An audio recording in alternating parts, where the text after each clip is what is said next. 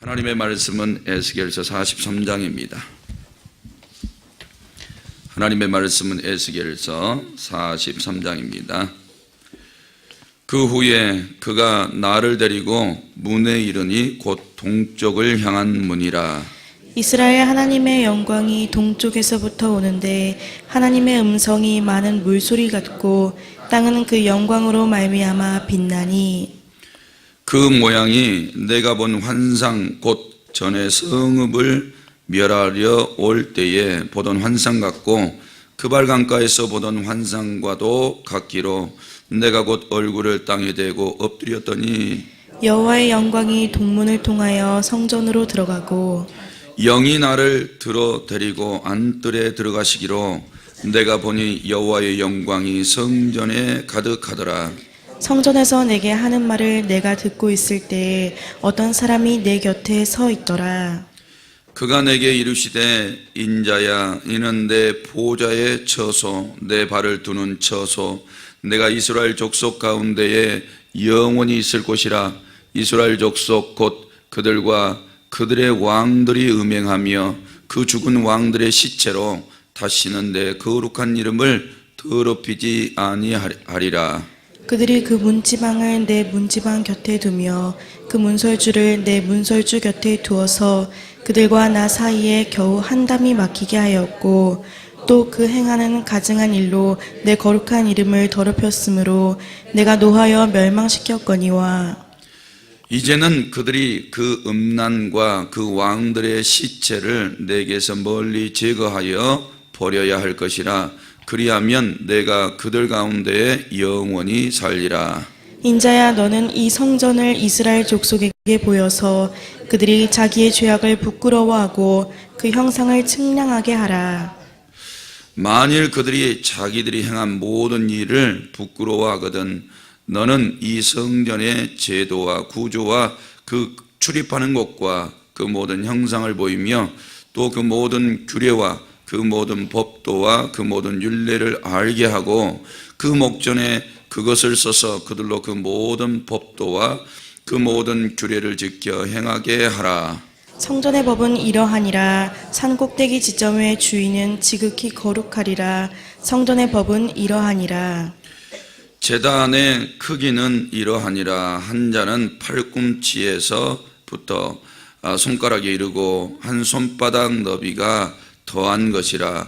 제단 밑받침의 높이는 한 척이요 그 사방 가장자리의 너비는 한 척이며 그 가로 둘린 턱의 너비는 한 뼘이니 이는 제단 밑받침이요. 이 땅에 닿은 밑받침 면에서 아래층의 높이는 2척이요 그 가장자리의 너비는 한 척이며 이 아래층 면에서 2층의 높이는 4척이요 그 가장자리의 너비는 한 척이며 그 번제단 위층의 높이는 4척이며 그 번제하는 바닥에서 솟은뿔이 4이며 그 번제하는 바닥의 길이는 12척이요 너비도 12척이니 네모 반듯하고 그 아래층의 길이는 14척이요 너비는 14척이니 네모 반듯하고 그 밑받침에 둘린 턱의 너비는 반척이며 그 가장자리의 너비는 한 척이니라. 그 층계는 동쪽을 향하게 할지니라. 그가 내게 이르시되 인자야 주 여호와께서 이같이 말씀하셨느니라. 이 제단을 만드는 날에 그 위에 번제를 드리며 피를 뿌리는 규례는 이러하니라. 주 여호와의 말씀이니라. 나를 가까이하여 내게 수종드는 사독의 자손 레위 사람 제사장에게 너는 어린 수송아지 한 마리를 주어 속죄 제물을 삼되 내가 그 피를 가져다가 제단의 네 뿔과 아래층 네 모퉁이와 사방 가장자리에 발라 속죄하여 제단을 정결하게 하고 그 속죄 제물의 수송아지를 가져다가 성전의 정한 처소 곧 성소 밖에서 불사를 지며 다음 날에는 흠없는 수염소 한 마리를 속죄 제물로 삼아 드려서 그 제단을 정결하게 하기를 수송아지로 정결하게 함과 같이 하고 정결하게 하기를 마친 후에는 흠없는 수송아지 한 마리와 때 가운데에서 흠없는 순양 한 마리를 들이되 나 여호와 앞에 받들어다가 제사장은 그 위에 소금을 쳐서 나 여호와께 번제로 드릴 것이며 7일 동안은 매일 염소 한 마리를 갖추어 속죄 제물을 삼고 또 어린 수송아지 한 마리와 때 가운데에서 순양 한 마리를 흠없는 것으로 갖출 것이며 이같이 7일 동안 제단을 위하여 속죄제를 드려 정결하게 하며 드릴 것이요 이 모든 날이 찬 후 제8일과 그 다음에는 제사장이 제단 위에서 너희 번제와 감사제를 드릴 것이라. 그리하면 내가 너희를 즐겁게 받으리라. 주 여호와의 말씀이니라. 아멘. 이렇게 고백하시겠습니다. 하나님 사랑합니다. 하나님 사랑합니다. 네, 오늘 또 하나님께서 각 사람에게 복 주어 돌아가게 하시기를 주님의 이름으로 축복합니다. 새벽에는 이제 목사님 여기 오셔서 좀 앉으시고 또 여기 서셔가지고 하실 몸이 돼야 이렇게 나오실 것 같습니다. 붓기는 많이 가라앉았는데 통증은 더 심하시대요.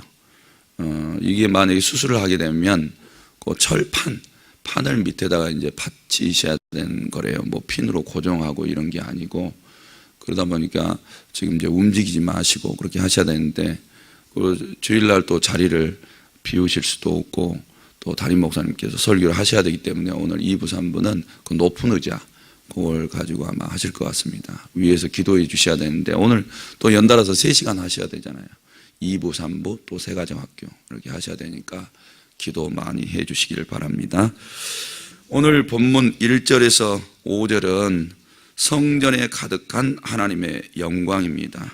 그리고 6절에서 12절은 하나님의 명령에 대해서 말씀하고 13절에서 17절은 제단의 규격, 사이즈에 대해서 말씀하고 그리고 18절에서 27절까지는 제사의 규례, 어떻게 제사를 드려야 되는가 이렇게 말씀하고 있는 것입니다. 이제 40장에서 42장까지는 성전의 모양을 그대로 말씀해 주셨죠. 성전이 상당히 컸습니다. 성전 바깥 벽에서 벽까지 뭐 동서남북으로 각각 500척씩이었고 그 안에는 성소와 지성소 이렇게 돼 있었고 각 방들이 있었고 또 제사장들의 방들이 있는 것을 쭉 말씀해 주셨어요. 이렇게 성전이 하나님께서 에스겔에게 설계도를 알려주신 것이죠. 이제 이런 성전이 완성되게 될 때에 그 다음에 무슨 일들이 벌어지냐, 오늘 그게 이제 내용이 소개가 되고 있는 겁니다. 1절에서 5절에 보니까 성전에 하나님의 영이 임재하신 것을 보게 돼요. 하나님께서 성전을 떠나시잖아요. 그리고 이제 동쪽 언덕으로 이게 떠나버리시죠. 그런데 그 떠나셨던 하나님의 영이 다시 동쪽 문을 통해서 들어오시는 장면이에요. 그리고 우리가 여기서 지금 배워야 될 게 엄청 많다라는 생각이 드는데, 어떻든 뭐 성막이든 성전이든 그리고 교회이든 하나님의 영이 있고 없고는 그것의 존재 목적이 가치가 있냐 없냐 완전히 이렇게 되기 때문에 지금 하나님의 영이 떠나셨던 장면은 여러 가지 이유가 있겠지만 가장 큰 게 우상숭배예요. 우상숭배. 하나님이 웬만한 건 봐주고 또 속죄제 드리면 또 속아주고 기다려주고 뭐 하나님께서 이렇게 하셨어요. 근데 우상숭배 하나만큼은 안 봐주셔요. 6절에서 12절 말씀해 보니까 내 방하고 제사장들, 하나님을 섬기는 제사장 방들하고 벽 하나가 있었다. 담 하나가. 그럼 문 하나. 이거 하나 차이를 두고 거룩한 처소이나 하나님이 역사하신 장소인데 담 하나 건너에서는 우상 만들어다 갖다 놓고 벽에다 우상 그려놓고 난리 법석을 치고 있는 거예요. 안 맞잖아요. 어떻게 하나님 성소와 지성소가 있는데 그 벽 하나 사이로 거기서 우상 숭배를 한단 말입니까? 하나님 이것만큼은 내가 도저히 용납할 수 없다. 성도님들의 가정에서 죄 짓고 살죠. 우리는 자범죄 짓잖아요. 웬만하면 하나님이 눈 감아 주겠는데 우상 숭배하는 것은 못 봐주겠다. 거기서 하나님도 섬기고 다른 우상 섬기는 도저히 용납 불가. 하나님 앞에 나와서 기도하는 사람이 응답 못 받는다고 점집에 가고, 하나님 앞에 막 기도하면서 몸부림치는데 귀신 안 들어간다고 무당 불러다가 푸닥거리하고, 이게 봐줄 게 있고 못 봐줄 게 있는데, 이런 우상 숭배는 하나님 도저히 더 이상 봐줄 수 없다. 그래서 우상 숭배가 극에 달했을 때 하나님은 심판하기로 작정하셨고 하나님의 영이 떠나시는 장면까지 다 보여줬어요. 이러면 예루살렘 성전은 아무 의미가 없어요. 누가 쓰레기라고 말해도 거기다 말 대꾸할 수 없습니다. 사랑하는 성도 여러분, 그렇게 떠나셨던 하나님의 영이 이제 그가 이렇게 환상을 계속 보여주신 지가 14년이 지났고 포로 생활한 지가 이제 25년 차이죠. 이제 아직 70년의 절반이 차지는 않았지만 정말 포로 생활 속에서 고초를 당하고 있는 소망이 없는 그들에게 에스겔을 통해서 하나님이 성전의 모습을 다 보여주시고, 그 성전 안에 하나님의 영이 다시 동쪽 문을 향해서 들어오시는 장면을 보여줘요. 우리가 오늘 또 예배하겠죠. 우리 하나님께서 우리가 예배하는 곳에 그 영이 들어오시지 않으면 예배는 아무 쓸모없다, 이런 것들을 알게 돼요.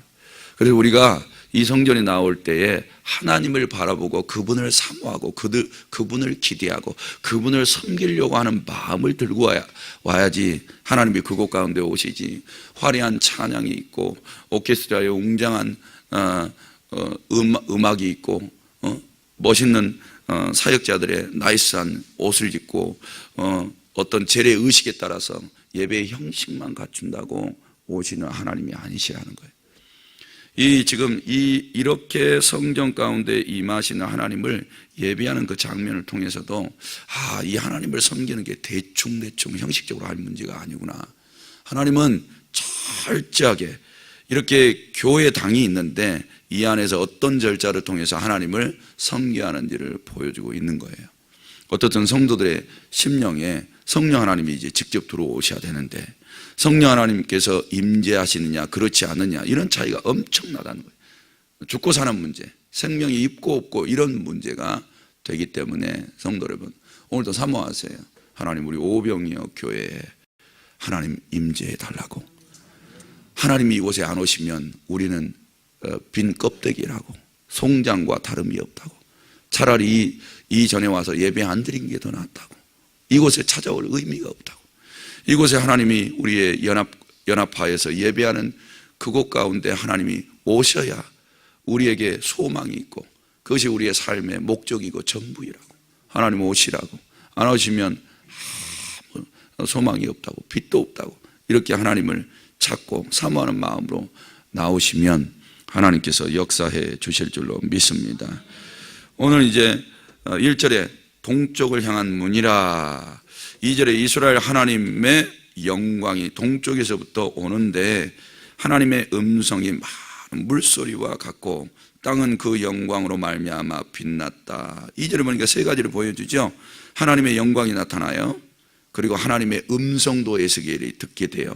그리고 그 영광이 굉장히 빛이 났다, 이렇게 보여진다고. 그런데 실상은 영적으로 이렇게 되는 거예요. 영적으로 이렇게 되는데 우리가 예배할 때 이게 안 보이잖아요. 그러니까 몰라. 이 하나님 앞에 우리가 어떤 믿음으로 어떤 몸가짐으로 서야 되는지를 몰라요. 이게 안 보이니까. 만약에 영 안에 눈이 확 떠져가지고 이것이 보여진다면 누군가 한 사람만 나팔수가 돼줘도 에스겔처럼 우와, 하나님의 그 영광이 이곳 가운데 오셨다고. 이런 모습을 보고 에스겔이 취한 행동을 한번 봐보세요. 3절에 보니까 그 모양이 내가 본 형상 곧 전에 성읍을 멸하려 올 때에 보던 환상 같고 그발 강가에서 보던 환상과도 같기로 내가 어떻게 했어요?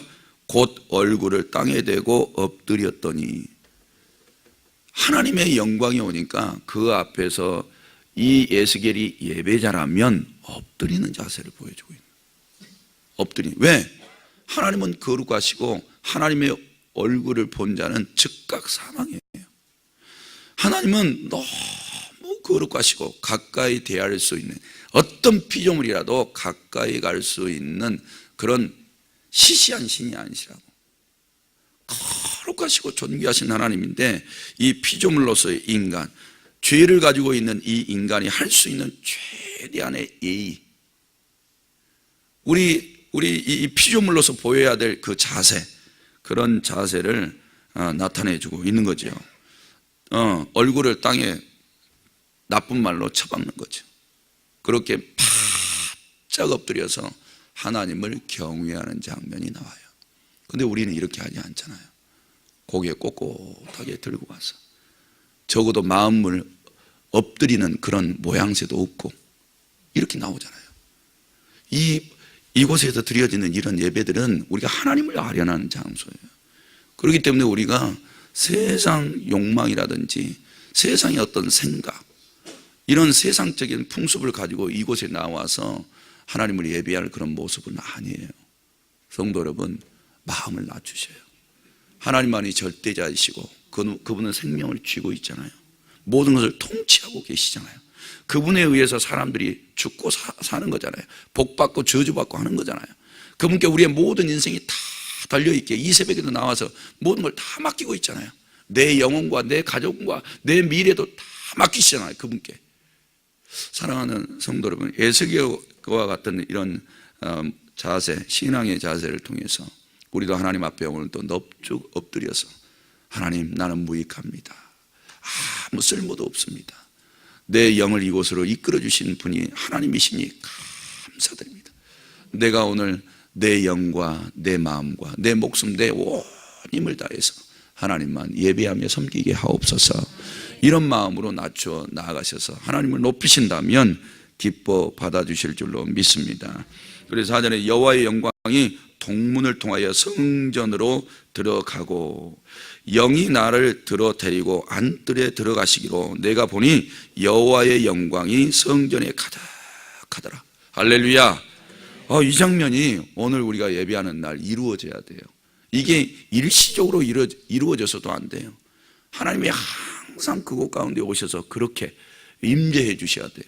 이와 같이 우리는 하나님의 나타나심, 그 역사를 경험해야 우리의 삶 전체적으로 하나님이 이렇게 역사하심을 깨닫고 삶 속에 나아가서 예배자의 삶을 살아내실 줄로 믿습니다. 그 다음에 이제 6절 12절 말씀해 보니까 하나님이 이 성전에서부터 봐보세요. 명령하신 장면이에요. 이제 성전에 들어오셨잖아요. 그래서 하나님이 이곳이 내 처소다, 내 발판이다, 뒤에서 지금 다 말씀하시잖아요. 이렇게 하나님께서 성전에 들어오셔서 하시는 명령, 요 명령을 이제 귀담아 들으셔야 돼요. 요 명령 안 들으면 다시 망하는 거예요. 이스라엘 백성들이 하나님 명령 안 듣다가 다 망했잖아요. 그런데 그런 하나님이 지금 다시 몇십 년 만에 돌아오시는 장면을 보여줘요. 근데 옛나라가 똑같으면 안 돌아오셔요. 하나님이 지금 남유다, 예루살렘, 그리고 이스라엘 백성들이 이것만큼만 하는 것들을 싹 허물어버리고 청소하시잖아요. 그리고 새 것을 거기다 다 보여주셨잖아요. 그리고 그곳에 이제 다시 들어오셔서 하시는 말씀이니까 정신 바짝 차리고 드려야 되는 거죠. 그리고 7절에 보니까 그가 내게 이르시되 인자야, 이는 내 보호자의 처소, 내 발을 두는 처소, 내가 이스라엘 족속 가운데 영원히 있을 곳이라. 이스라엘 족속 곧 그들과 그들의 왕들이 음행하여 그 죽은 왕들의 시체로 다시는 내 거룩한 이름을 더럽히지 않겠다 그랬어요. 그러니까 너희 내 말 잘 들어. 내 말 잘 들어. 옛날에 내 말 안 듣던 그 왕들, 음행과 음란에 빠졌던 그 왕들 이름까지도 기억하기도 싫어. 그들의 시체가 내 옆에 있는 것도 싫다. 그리고 지금도 내 말 똑바로 들어. 이 말이에요. 무슨 말씀을 하시는 걸까요? 8절에 보니까 그들이 그 문지방을 내 문지방 곁에 두고 그 문설주를 내 문설주 곁에 두어서 그들과 나 사이에 겨우 한 담이 막히게 하였고 그 행하는 가증한 일로 내 거룩한 이름을 더럽혔으므로 내가 노하여 멸망시켰다. 이유를 분명히 알아야 죠. 사랑하는 성도 여러분, 재밌죠. 그런데 우리도 생각해 보니까 이 육신이 하나님과 나 사이에 벽 하나라면 하나님은 나 밖에서는 충만하게 역사하시는데 이 육신 덩어리 안에 있는 나는 온갖 더러운 짓을 다 하고 있는 거예요. 교회에 와서는 하나님을 거룩하게 섬기는 것 같지만 집에 가서는 그 교회하고 집하고 담 하나 사이라고 하자면 너무나 가증한 짓을 하는 거죠. 교회 와서 이렇게 하나님을 섬기는데 회사 가서는 그 담 하나, 그 하나 사이인데 온갖 못된 짓을 다 하고 있는 거예요. 성도 여러분 기억하세요. 하나님하고 우리 사이는 멀지 않아요. 그래서 하나님께서 원하신 건 뭐냐면 요 담 다 터버리고 싶은 거지. 요 이 문에 있는 문을 다 제거해 버리시고 싶으신 거예요. 이제는 내가 눈 뜨고 너희 보고 있으니까 다시는 못된 짓 하지 않도록 하나님이 담들을 다 걷어버리고 싶으신 거예요. 그 담 하나 뒀더니 그 문 하나 달아놨더니 온갖 못된 짓을 다 하더라는 거예요. 그게 우리의 죄악된 본성 아닙니까? 그래서 하나님께서 9절에 이제는 그들이 그 음란 그 왕들의 시체를 내게서 멀리 제거하여 버려야 할 것이라. 그리하면 내가 그들 가운데 영원히 살리라. 뭐 하지 말라는 거예요? 우상 숭배하지 말라. 우상을 철두철미하게 제거하라는 거죠. 그리고 우리가 신앙생활하면서 이 문제 해결 안 하시면 하나님 안 오셔요. 내가 너희에게 다시 올 텐데 너희가 이 우상 숭배 문제 해결 안 하면 올 이유 없다 이 말이에요. 내가 너희 집 가운데 들어갈 이유도 없고 네 민족 네 나라에게 들어갈 이유도 없다는 거예요. 하나님께서 요 명령 똑바로 들어. 그래서 첫 번째 주신 명령이에요. 우상 제거하라고. 그리고 우리의 삶 속에 들어가셔서요, 우상 숭배할 만한 건 싹 제거하셔야 돼요. 안 그러면 하나님 다시 안 오세요. 그 집에 안 들어오십니다. 하나님 말고 다른 게 떡 붙이고 있는데 왜 들어오십니까? 성도 여러분, 그러니까 오늘 이 말씀, 이 첫 번째 명령을 항상 기억하세요. 그래서 우리가 세상 속에 들어가셔서 세속화 되어지는 것이 아니라 하나님의 자녀가 되어지면 그곳이 하나님의 나라가 되어야 돼요. 하나님의 나라. 할렐루야. 11절에 만일 그들이 자기들이 행한 모든 일을 부끄러워하거든. 그럼 10절에서 12절까지 뭐를 일으키냐? 이렇게 하나님의 명령을 탁 받들면 뭐가 일어나요? 회개 운동이 일어난다고 이야기를 해 주시는 거예요. 만일 가정법이죠. 그들이 자기들이 행한 모든 일을 부끄러워하거든 회개하거든 너는 이 성전의 제도와 구조와 그 출입하는 곳 그 모든 형상을 보이며 회개하지 않는 자들은 이거 안 보여줘. 하나님의 명령을 다시 줄 이유가 없어요. 회개하고 돌이켜서 하나님 다시는 옛날 그 짓 하지 않겠습니다. 이제 하나님께서 명령하시는 것만 받들겠습니다. 이렇게 회개하고 돌이키는 자들에게만 하나님을 섬기는 법과 제도를 주시는 거예요. 그러니까 이 교회에 오늘도 나오시면서 마음이 음란하고 세상 이 우상으로 타락해져 있는 자들에게는 이런 법 자체를 줄 가치가 없다는 거예요. 하나님께서. 그래서 회개하는 자들에게는 성전의 제도, 구조, 출입하는 곳 그 모든 형상을 보여주래요. 정말 회개하고 하나님을 섬겨서 영원히 하나님밖에 없다고 믿고 하나님만 따르기를 원하는 자들에게 다 보여주래.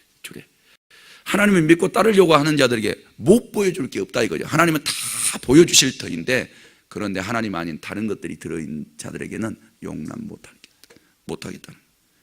그래서 그 모든 법도와 그 모든 율례를 알게 하고 그 목전에 그것을 써서 그들로 그 모든 법도와 그 모든 규례를 지켜 행하게 하라. 성전의 법은 이러하니라. 산 꼭대기 지점의 주인은 지극히 거룩하리라. 왜? 하나님이 그곳에 임재하셨으니까. 그리고 성전의 법은 이러하니라. 그곳에 임재하신 하나님이 법을 탁 줬어요.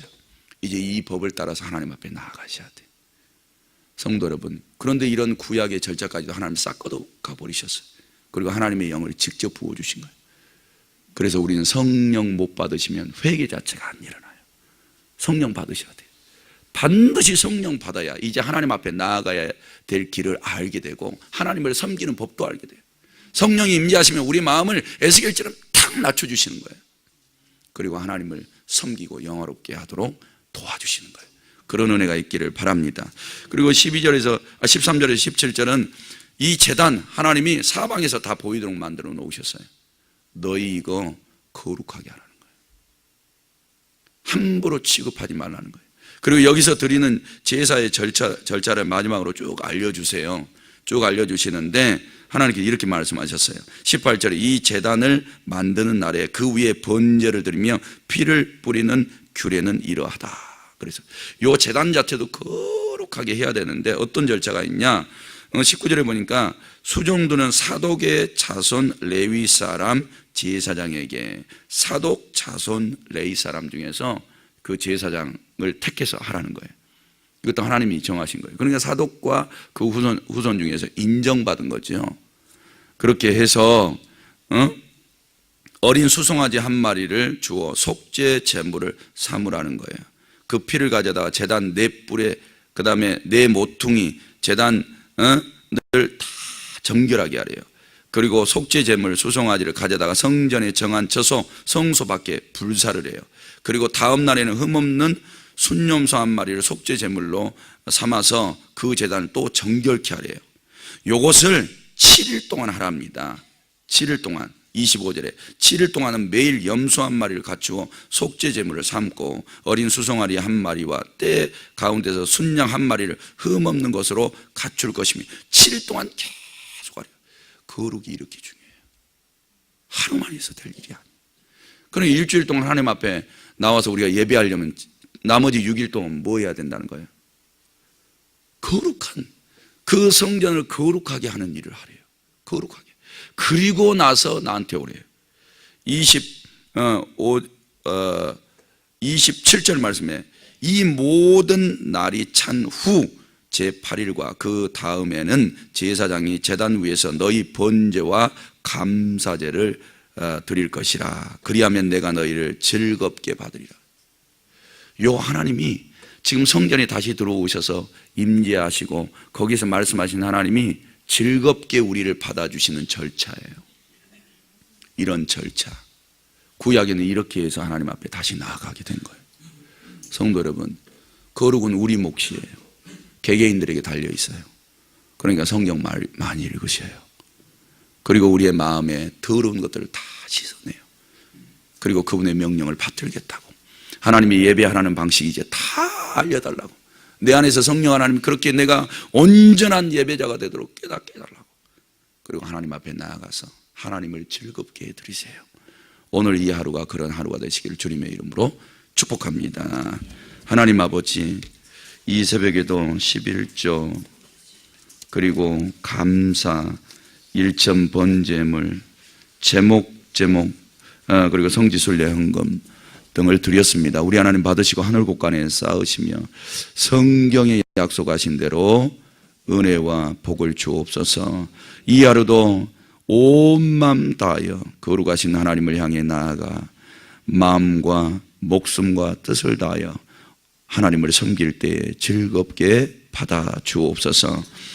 오늘 주님의 종 담임 목사님 단상에 세워 말씀을 전파하실 때에 생명의 말씀이 그 입술에서 흘러넘치게 하시고 모든 성도들이 하나님을 만나는 복을 허락하여 주옵소서.